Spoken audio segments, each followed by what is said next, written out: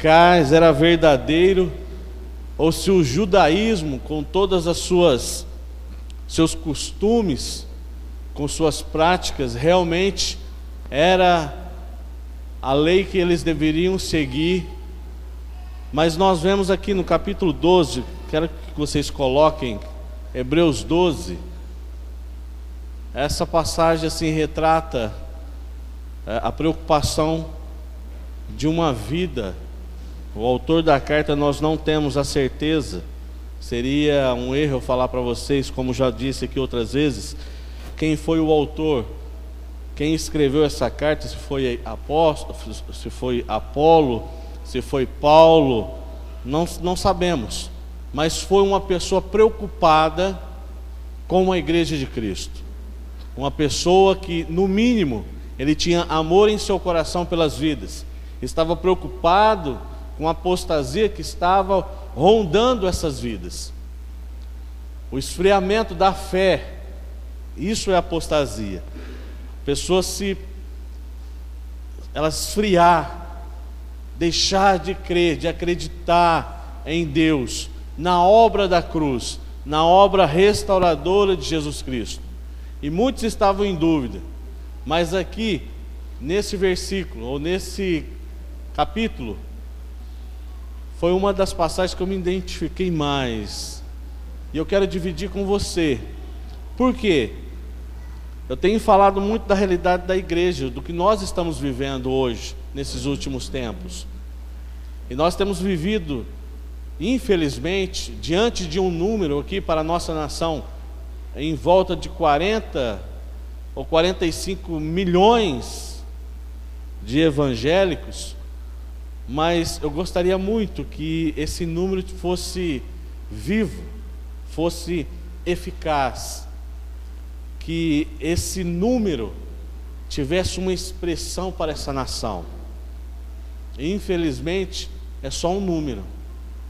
Eu estou falando isso diante de uma ótica minha mesmo, é o que eu entendo, o que eu vejo, e de muitas outras pessoas, como eu tenho falado, eu tenho procurado me falar aqui no púlpito, não só diante do que eu penso, diante da minha ótica em relação à igreja, em relação à santidade e muitos outros assuntos, mas eu busco em outras pessoas, em outros homens, mulheres que Deus tem levantado para esta nação e para as nações. Qual é a ótica dessas pessoas em relação a determinado assunto? E como eu já disse aqui, é unânime em relação à igreja. Ou podemos colocar a qualidade do cristianismo que estamos vivendo.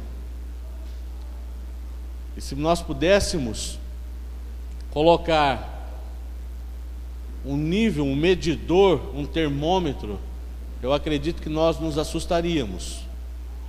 Entenda uma coisa, Deus, Ele espera de todos nós um posicionamento. Ele espera da sua noiva, um posicionamento. Ele espera que a sua igreja se levante, que faça a diferença em todas as épocas, em todas as gerações. Infelizmente, a noiva hoje, ela tem deixado a desejar. Eu sei que eu sou uma pessoa e reconheço que eu sou uma pessoa crítica. Ah, pastor, mas não está bom, glória a Deus. Mas eu acredito que nós podemos fazer muito mais como servos de Deus, como filhos de Deus. E hoje, eu acredito que o que Deus espera, sempre esperou, o que Jesus esperou, assim como Jesus esperou daqueles homens que Ele recrutou para uma missão, é o mesmo desejo que Deus espera de nós hoje, sua igreja. Uma igreja madura, porque aqueles homens, apesar das suas limitações, de alguns serem iletrados, aqueles homens adquiriram maturidade a ponto de levar muitos daqueles homens que nós conhecemos, que a Bíblia nos apresenta, e muitos outros a morrerem por uma causa, pela obra de Cristo. homens que pagaram um preço, mulheres que pagaram um preço, tiveram maturidade para entender o propósito que Deus tinha para a vida deles. E eu acredito, queridos, que nós precisamos atingir um nível de maturidade. Um nível de maturidade.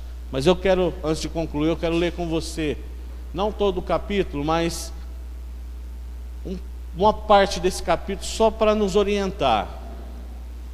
Verso 1 do capítulo 12 diz: portanto, nós também, que estamos rodeados de uma tão grande nuvem de testemunhos, deixemos todo o embaraço e o pecado que tão de perto nos rodeia, e corramos com perseverança, aqui está paciência, mas em algumas traduções perseverança, a carreira que nos está proposta. Verso 2: olhando para Jesus, autor e consumador da fé, o qual pelo gozo lhe estava proposto, suportou a cruz, desprezando a afronta, ou a humilhação, ou a vergonha, em algumas traduções, e assentou-se à destra do trono de Deus. Considerai, aqui tem algo que me chama a atenção. O autor, ele está falando assim, considerai, pois, aquele que suportou tais contradições dos pecadores contra si mesmo, para que não enfraqueçais, desfalecendo em vosso ânimo. Ainda não resististes até ao sangue, combatendo contra o pecado. Considerai, volta o outro capítulo, o outro versículo. Considerai. Aqui o autor está dizendo para a igreja, é um conselho que ele está dizendo para a igreja. Olha, diante das aflições, diante das perseguições que vocês estão sofrendo, das dificuldades que vocês estão sofrendo, como cristãos, como eleitos, aceitos, chamados por Deus, considerai, ou seja, examinai, observai. Ele está dizendo isso: observai aquele que suportou tais contradições. Quem? O autor aqui, ele teve uma felicidade. Eu acredito que essa felicidade ou direção veio do Espírito Santo, porque o autor desta carta, ele usa Jesus como referência, em específico nesse capítulo, ele usa Jesus como referência. Observe, fala para o seu irmão aí do lado, observe, avalie. Isso é um conselho muito importante para todos nós. Observe a vida de Jesus, o que Jesus fez, o que Ele fez para suportar as suas lutas, as suas aflições. Por que eu devo observar, olhar, ter os meus olhos fixos em Jesus? Para que eu não vacile, não olhe para os lados, porque senão a minha fé pode se enfraquecer, e ela pode me levar a desfalecer o meu ânimo, ou seja, enfraquecer a minha fé, o meu ânimo. Amém? Observe, comece a observar. Como que eu vou observar a vida de Cristo? Lendo a palavra de Deus, a vida de homens e de mulheres que a palavra que Deus realmente restaurou. Ah, mas é um livro que foi escrito. Esta palavra é viva e eficaz. Ela tem poder para restaurar a minha e a sua vida, para nos direcionar diante de uma situação difícil, seja ela qual for. Amém? Você crê nisso? Amém? Eu creio nisso. Vamos lá, verso 4, 5. E já vos esquecestes da exortação que argumenta convosco como filhos? Filho meu, não despreze a correção do Senhor, e não desmaies quando por Ele for repreendido. Porque o Senhor corrige o que ama, e açoita a qualquer que recebe por filho. Se suportais a correção, Deus vos trata como filho. Por quê? Porque que filho há quem o pai não corrija? Verso 8, desculpe. Mas se estáis sem disciplina, da qual todos são feitos participantes, sois então bastardos e não filhos. Espera aí um pouquinho. Quem tem filho aqui? Quem tem filho adolescente?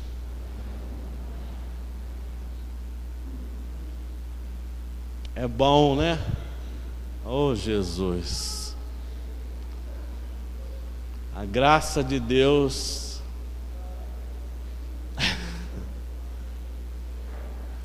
Qual é o nosso papel como pai?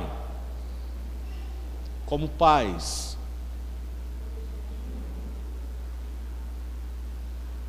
Qual é o nosso papel como pai? É dar mamar, Michele? Também, né? Também, dar mamar. Mas entenda uma coisa: é responsabilidade nossa, como pais, educar, não é? Educar. É responsabilidade nossa como pais direcionar. A Bíblia nos orienta que ensina a criança o caminho que ela deve andar, para que quando ela crescer não se desvie dele. Não é isso que a Bíblia diz? Sim ou não? Agora, qual que é o papel? Qual que é o nosso papel como pais? O nosso papel é formar cidadão. Nenhuma instituição, nenhuma escola, nenhuma instituição forma cidadãos como lar. É por isso que nós batemos nesta tecla, de que o nosso lar, ele tem que ser um referencial do reino de Deus. Amém? Tem que ser um referencial do reino de Deus. Uma vez eu ouvi alguém falar uma coisa que eu achei muito forte, mas um lar, ele forma um cidadão de bem, de caráter.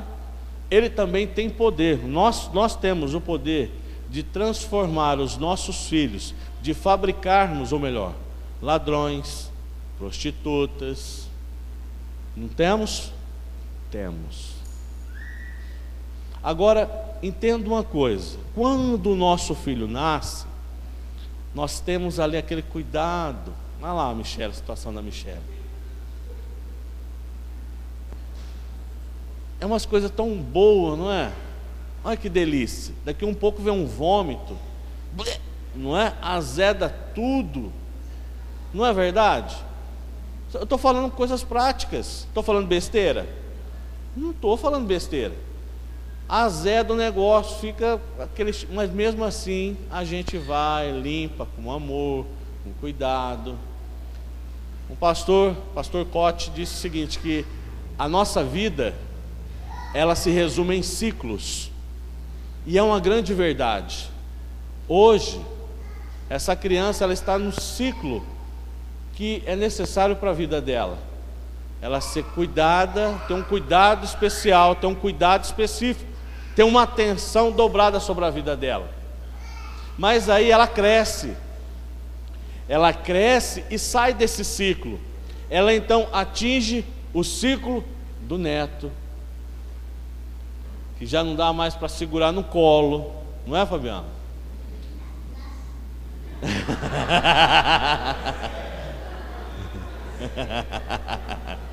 Dá, né, Neto? Uma forcinha dá, né? Mas você já não tem tanta atenção sobre a vida dele. Tem? Não. Ele corre para lá e para cá, cai, não é verdade? Rala. Você tem os cuidados, mas tudo isso faz parte do ciclo que essa criança está vivendo.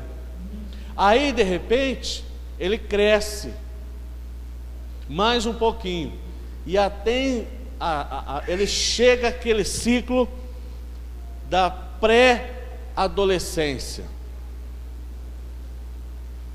E ele vai se transformando num negócio estranho. Não é verdade? Sim ou não? Quem está comigo aí, diga um amém.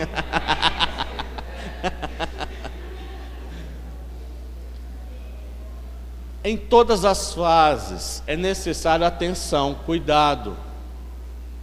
E nesse momento em que aquela criança linda e maravilhosa se transforma num negocinho estranho,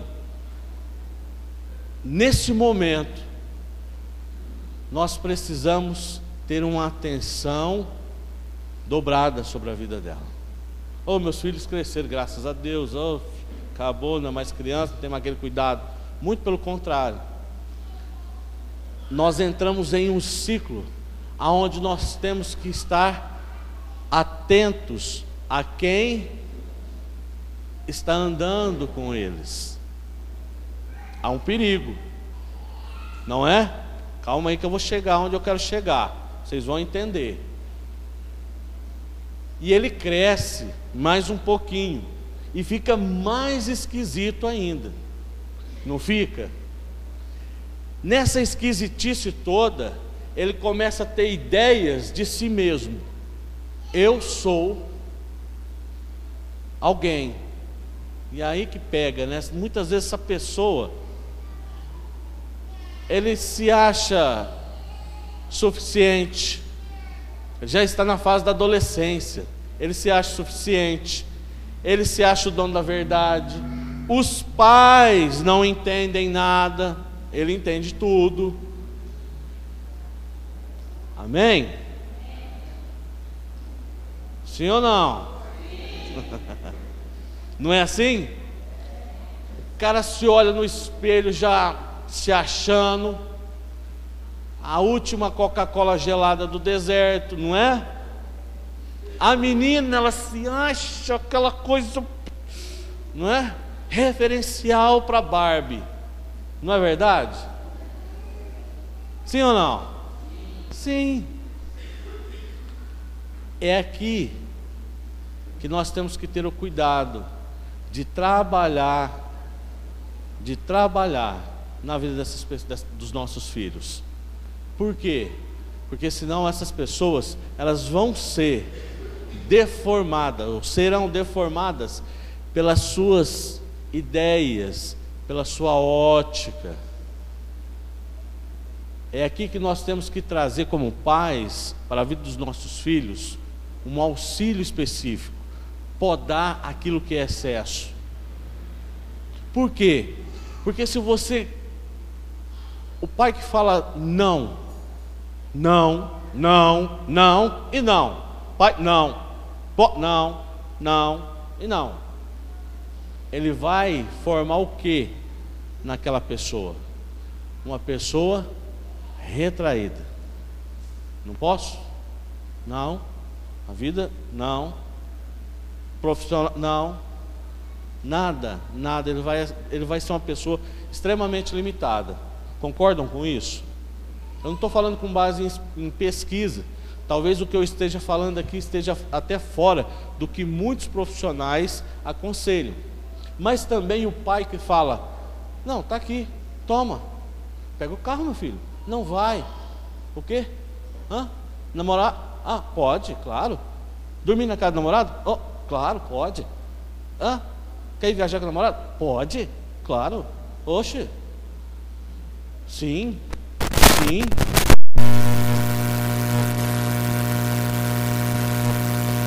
Pode? Vai, meu filho, vai. O que eu vou formar? Um monstrinho. Não vou formar? Nós vamos formar monstrinhos para a sociedade. Pessoas que nunca vão aceitar um não. Não é verdade? Pessoas que nunca vão atingir uma maturidade. E é fundamental o trabalho dos pais nesse momento, de cortar. Quem é o pai aqui que conhece o seu filho? Todos os pais conhecem seus filhos. Nós sabemos quem eles são. Sabemos ou não sabemos? Nós conhecemos os nossos filhos. Você pode ter 10 filhos, você conhece os 10 filhos, o caráter e a personalidade de cada um deles. Conhece ou não conhece? Conhece. Conhece. A minha mãe conta uma história de que o meu avô disse que era um homem muito bravo. Ele disse que sentava todo mundo numa mesa. E o meu tio, falecido tio José, disse que ele tinha um olho grande para as coisas. Disse que ele era incontrolável. Ele secava os outros irmãos. Se desse um brinquedo para ele, desse o mesmo para os outros, ele crescia o olho dos irmãos. Sempre foi assim. E um dia, a minha mãe conta que eles sentaram na mesa. Eles sentaram na mesa para comer, e a minha avó pôs comida para o meu avô, e depois dele ter colocado a comida, eles se serviam, os filhos se serviam, e o meu tio José pegou um pedaço de carne, e os demais também pegaram suas carnes, seus pedaços, e ele reclamou, porque um deles, dos irmãos, tinha pegado um pedaço maior que o dele. E disse que meu avô bateu na mesa, falou: pode parar a comida, ninguém come. José, você falou para minha avó: Raimunda, pega a panela, volta a comida para a panela. José, você vai comer essa comida agora. É muita coisa, ela falou para ele. Ó, mulher, cala sua boca e fica no seu lugar. Hoje a gente vai resolver o problema, porque esse menino, ele é zoiudo, tem olho grande, você nunca mais vai fazer isso. Ele disse que ele comia e vomitava, mas ele fez ele comer. Nunca mais, aprenda isso. Eu não sei se ela aprendeu, mas eu tenho certeza que esquecer nunca esqueceu. Não vamos pegar essa filosofia, pelo amor de Deus. O pastor falou, pelo amor de Deus, está gravando e grava isso daí. Estou livrando meu couro. Mas nós sabemos quem são nossos filhos. Agora, o que cabe a nós? Ver os nossos filhos crescerem com aquela mania de grandeza, ou com aquele espírito pobre, de coitado. Me falha agora o nome, mas uma pessoa sem expectativa da vida. O nosso papel é podar os excessos e ativar aonde falta. Meu filho, vá, você pode, você tem condições de fazer, você é inteligente, você é bonito, você pode fazer, você tem condições. Ó, isso daí é exagero seu, pode parar. Fazendo isso, queridos, entenda uma coisa, fazendo isso, um pai vai ajudar muito, vai evitar muito trabalho da sociedade em formar uma pessoa madura, equilibrada, que suporta as dificuldades, que tem uma ótica, pessoas sensatas. Esse é o nosso papel. Pastor, mas o que tem a ver com o que você está falando da Bíblia? Não é diferente. Não é diferente. Olhe para a sua vida. Como que você chegou na igreja para Deus? Como que você chegou? Nem me fala, nem levanta a mão. Mas pensa aí, como que você chegou para Deus? Que situação que você chegou para Deus? Só o bagaço. Só a porva, como diz o mineiro. Só a porva. Não tinha nada. Podia ter até dinheiro, mas emocionalmente, espiritualmente, olha como nós chegamos. Aí o que Deus faz? Deus nos chama: eu quero você, e Ele nos resgata. Isso é fantástico. Ele nos resgata através da obra da cruz. O que o autor de Hebreus está falando aqui para a igreja é isso. Ele resgata a todos nós. nos limpa do pecado, restaura as nossas vidas. Só que ele olha e o que ele vê? Uma criança imatura que não foi tratada. E aqui é onde nós erramos muito, porque a igreja não tem tratado isso. A igreja, ela tem deixado isso passar. E isso tem um fruto, nós sabemos disso. Isso tem uma consequência, lá na frente vai ter uma consequência. Mas o que Deus, o Espírito Santo, ele faz, a obra do Espírito Santo é essa: fazer, transformar pessoas imaturas em pessoas maduras, pessoas que aguentam o batente, homens, mulheres que saibam administrar as situações, pessoas, você quer ver? Tem pessoas, não foram nenhuma nem duas, muitas pessoas chegaram para mim e falaram assim: não, pode falar, pode falar. Outras: pastor, olha, se precisar chamar minha atenção, chame, mas chame, porque eu sei que eu vou estar errado. Ai, meu Deus. Todas essas pessoas que falaram isso para mim, na hora que eu falei assim: ó, nós precisamos sentar e conversar, acabou, bateu asa e voou. No meu conceito, pessoas maduras são pessoas que aguentam a repreensão. Hebreus, o autor leu, o autor escreveu para eles: a disciplina quem aplica é o Senhor. Nós temos que aceitar isso, queridos. Por que Deus nos disciplina? Porque nós somos falhos. Por que Deus nos corrige? Porque nós precisamos de correção. Nós precisamos de correção. Nós somos aqueles filhos que crescemos. Mas eu nunca fiz nada de errado, pastor. Eu fui um filho exemplar. Olha que coisa linda. Você pode até ter sido um filho exemplar para os seus pais, segundo o padrão deste mundo, segundo os conceitos do seu pai ou dos seus pais. Mas entenda uma coisa: você está vivendo hoje dentro de uma casa, dentro de um lar, que existem princípios espirituais. Eu estou falando do reino de Deus. Deus te resgatou e Ele tem te colocado em uma posição de honra, de filho, e como um pai, Ele vai exortar, Ele vai disciplinar. Para quê? Para te envergonhar? Não, para que você cresça. Quando nós formamos homens, mulheres de caráter, que aguentam o tranco da vida, que tem bom senso, que são pessoas sensatas, que não se acovardam, que sabem administrar as situações difíceis, essas pessoas crescem e se tornam referenciais para as empresas, para grandes empresas, nas igrejas, em todos os lugares.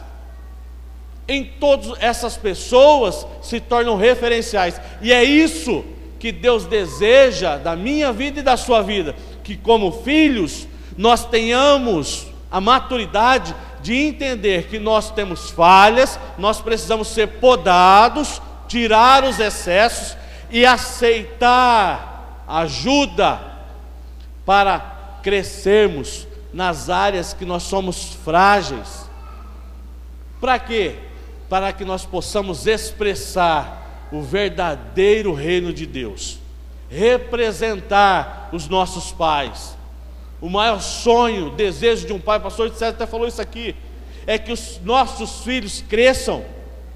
Você pode ser um empresário, você pode ser um milionário, você pode ganhar a Mega Sena aí, da virada, mas se você e eu não tivermos consciência de que os nossos filhos, o nosso fruto, se ele não for bom, se ele não for saudável, nada.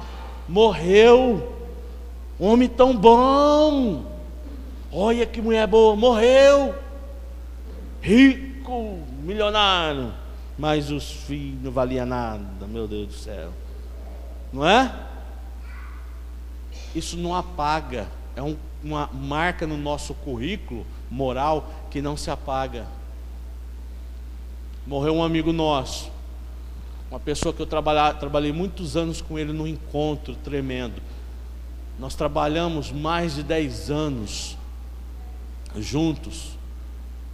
Uma pessoa difícil, temperamento, mas um homem de um caráter fantástico, muito transparente, exigente, minucioso no que ele fazia.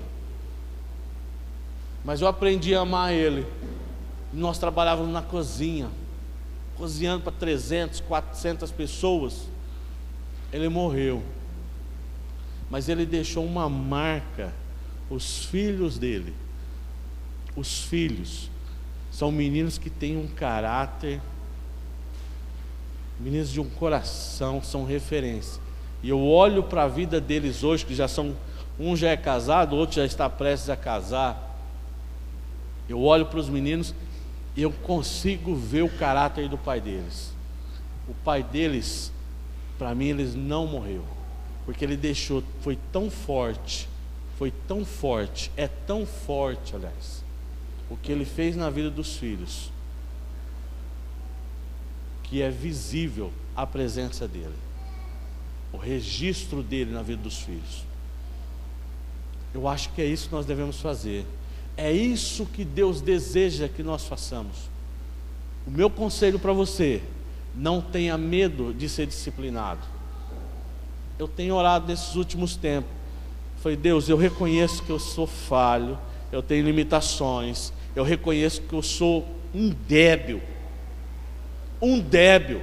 Parece forte, e é, mas eu reconheço que eu sou um tapado. Eu preciso do Teu Espírito Santo para me orientar. Eu tenho filhos que ainda precisam da minha ajuda, precisam do meu referencial. Eu sou falho. Eu descobri uma coisa, não contem para ninguém, por favor, mas os meus pais falharam demais comigo.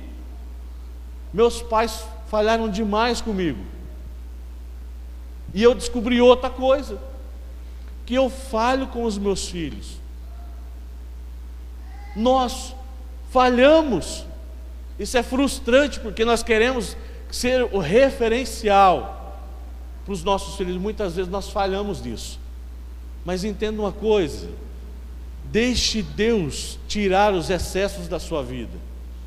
Pessoas maduras são aquelas que aceitam a correção. Pessoas maduras são aquelas que administram as suas limitações, aceitam a ajuda de outros. Pessoas maduras entendem que sem Deus elas não podem fazer nada. Esse é o conselho que eu deixo para você.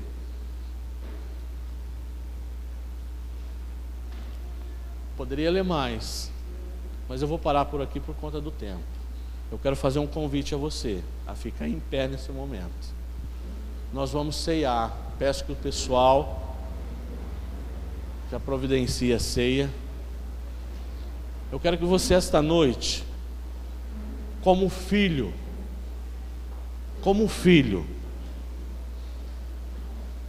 você se coloque diante do Pai. Eu sei que eu poderia trazer uma palavra: ai, é o último culto do ano, nós estamos aqui. Mas eu senti de dizer isso para você. Eu acho que nós precisamos crescer. Tenha certeza absoluta de que nós precisamos crescer. Ainda existe muita imaturidade em nossas vidas. E eu tenho certeza que nós temos um Pai, que Ele nos conhece, que Ele nos gerou. E o desejo do nosso Pai é que nós cresçamos e sejamos referenciais da sua casa. Deus precisa de referenciais. E aqui na terra, quem vai expressar o verdadeiro reino de Deus, de santidade, somos nós, eu e você. Por isso, antes de ceiarmos, eu quero fazer um convite a você. Pessoal, as luzes, por favor.